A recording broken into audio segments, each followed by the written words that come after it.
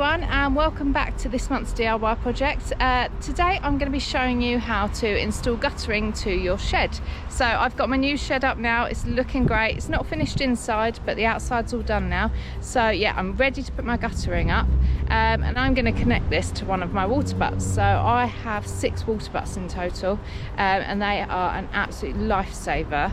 I can highly recommend harvesting rainwater. One, because obviously it gives me rainwater so I don't have to go over to the water station. 2, when you've got a hose pipe ban, you can be using your rainwater.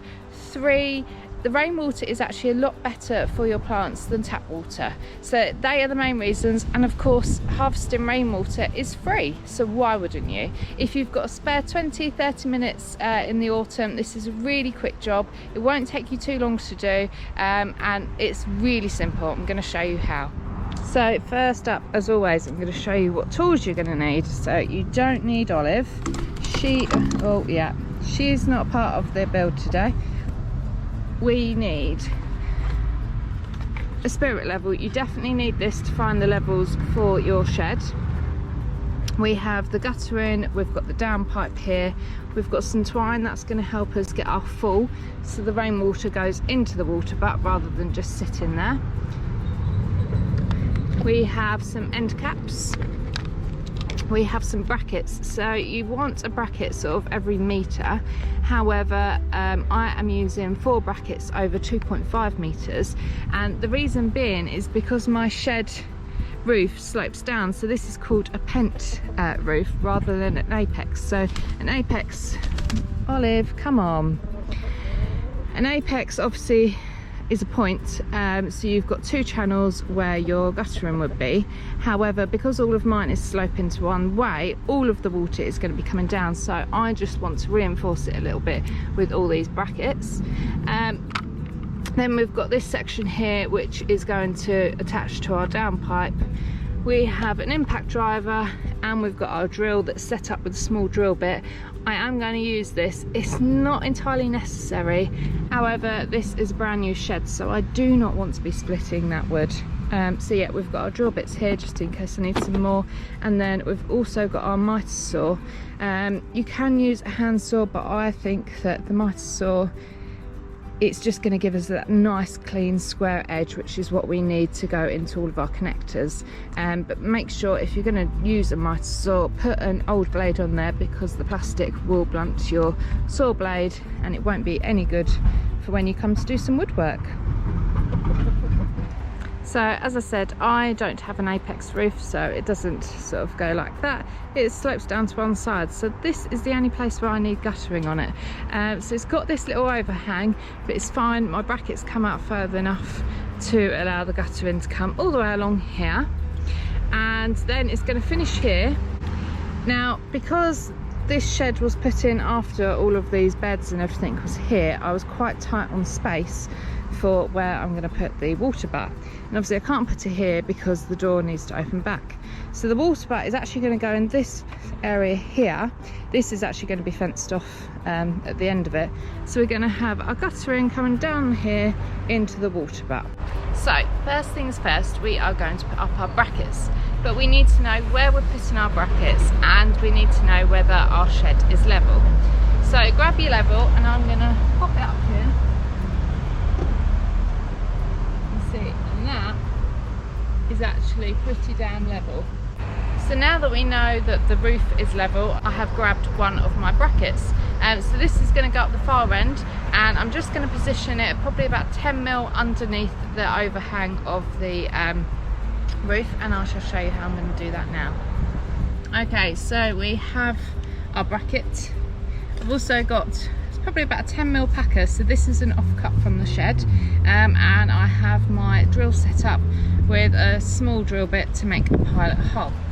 So all I'm going to do is pop that packer underneath the roof there, and then I'm going to push this into place on the edge,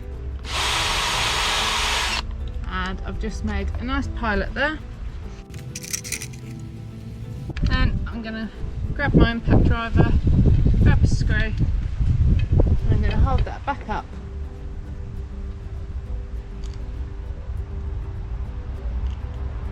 I'm just going to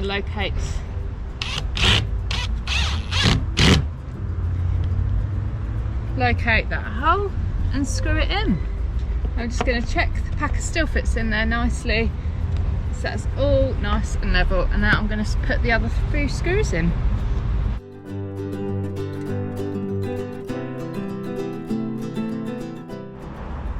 So now we're going to do exactly the same as what we did down the other end, but down the furthest end, and this time I'm going to be using 2 packers instead of 1. So that's going to give us our full, you really want about 1 centimetre full over this space, so it's only 2.5 metres. So yeah, 1 centimetre is going to be plenty. So again, we're just going to put our packers up to the top of the roof there, our bracket in place, we're going to do our pilot hole and then screw it in place. Next, I have got a piece of twine and I have tied it to each of the brackets nice and taut, and I've also tied it from the same point. So as you can see, it comes off of the top there, and then exactly the same on the other side, comes off the top there, and you should be able to see a full from that point down there down to this point here, and this is going to be our guide for putting your other brackets on. So I'm going to measure some equal distances. So I've got 2 brackets, so I'm going to measure them evenly and attach them on to follow that line.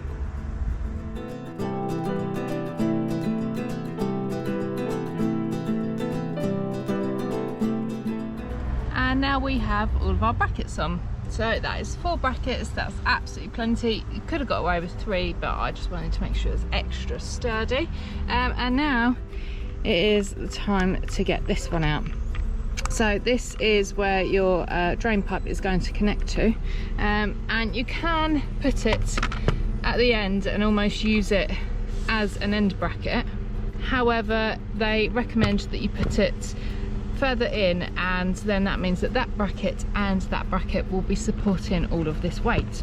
So what we're going to do is I'm going to cut a piece of guttering that's around about 150mm, and then I'm going to attach it to this. So I'm going to get my mitre saw out for this one. Okay, so I've just set the mitre saw up on the floor here. I'm just going to grab one of my batteries out of here, which is the great thing about the Einhell tools. No matter what power you've got, they're all going to fit each other. So I'm actually going to do this 250 now, just so then I don't have to have any joins in the rest of it. And now this doesn't have to be accurate, the next cut has to be accurate. So I've already squared up one corner, and as I say, I'm using the mitre saw so I can get a nice square cut, because that is what we want. Olive, you're going to be careful.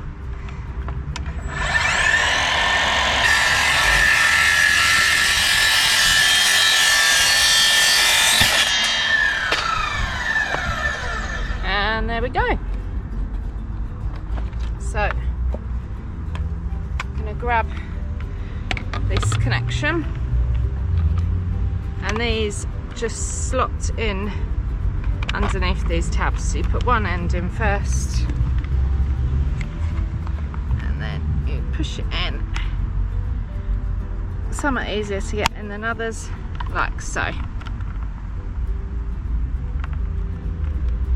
And that's all you need to do. Now you can push it all the way up to these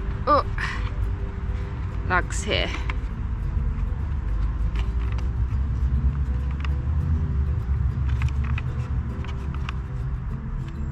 There you go. Now your water is going to run into there. So now that we have this, we need to attach it up here. So the easiest way of doing this is to hook it on the back bracket first and then twist it round into place. But I'm going to need 2 hands to do this, so I shall show you when it's done. So I have jumped up onto the ladder to put up the first bit of the guttering. And there it is. I have put a stop end on the end, so again it just hooks on exactly the same as all the other brackets do. And now I need to measure from the end of my shed all the way up to here, and I need to leave sort of a few centimetres overhang, so then it's got plenty to be going into and you're not going to lose any water on that joint.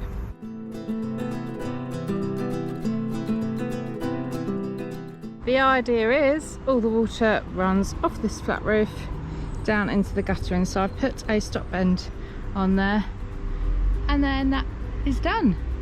Now the easiest way to test whether this has worked is to pour a bucket of water in there, so I'm going to do that and make sure that the water runs in the right direction.